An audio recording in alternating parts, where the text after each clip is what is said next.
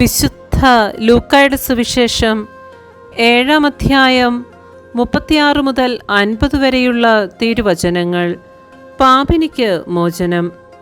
ഫരിസേയരിൽ ഒരുവൻ തന്നോടൊത്ത് ഭക്ഷണം കഴിക്കാൻ അവനെ ക്ഷണിച്ചു. യേശു അവൻ്റെ വീട്ടിൽ പ്രവേശിച്ച് ഭക്ഷണത്തിനിരുന്നു.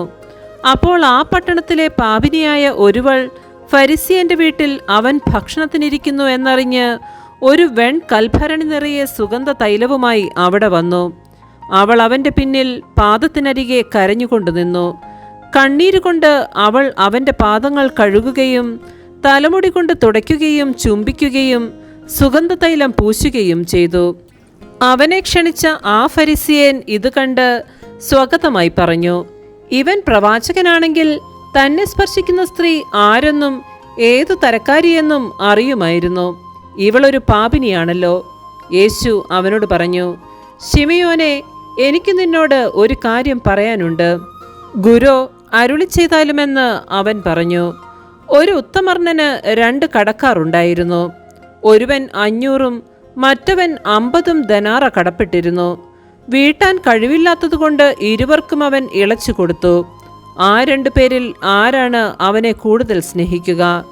ശിമയോൻ മറുപടി പറഞ്ഞു, ആർക്ക് അവൻ കൂടുതൽ ഇളവ് ചെയ്തോ അവനെന്ന് ഞാൻ വിചാരിക്കുന്നു.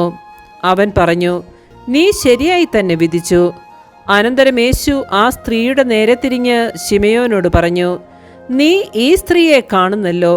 ഞാൻ നിന്റെ വീട്ടിൽ വന്നു. കാലു കഴുകുവാൻ നീ എനിക്ക് വെള്ളം തന്നില്ല. എന്നാൽ ഇവൾ കണ്ണീരുകൊണ്ട് എൻ്റെ കാലു കഴുകുകയും തലമുടി കൊണ്ട് തുടയ്ക്കുകയും ചെയ്തു. നീ എനിക്ക് ചുംബനം തന്നില്ല.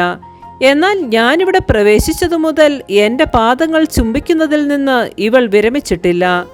നീ എൻ്റെ തലയിൽ തൈലം പൂശിയില്ല. ഇവളോ എൻ്റെ പാദങ്ങളിൽ സുഗന്ധ തൈലം പൂശിയിരിക്കുന്നു. അതിനാൽ ഞാൻ നിന്നോട് പറയുന്നു, ഇവളുടെ നിരവധിയായ പാപങ്ങൾ ക്ഷമിക്കപ്പെട്ടിരിക്കുന്നു. എന്തെന്നാൽ ഇവൾ അധികം സ്നേഹിച്ചു. ആരോട് അല്പം ക്ഷമിക്കപ്പെടുന്നുവോ അവൻ അല്പം സ്നേഹിക്കുന്നു. അവൻ അവളോട് പറഞ്ഞു, നിന്റെ പാപങ്ങൾ ക്ഷമിക്കപ്പെട്ടിരിക്കുന്നു. അവനോടുകൂടെ പന്തിയിലിരുന്നവർ പരസ്പരം പറയുവാൻ തുടങ്ങി, പാപങ്ങൾ ക്ഷമിക്കുക പോലും ചെയ്യുന്ന ഇവൻ ആരാണ്?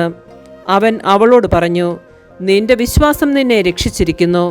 സമാധാനത്തോടുകൂടി പോവുക. നമ്മുടെ കർത്താവായ മിശിഹായ്ക്ക് സ്തുതി.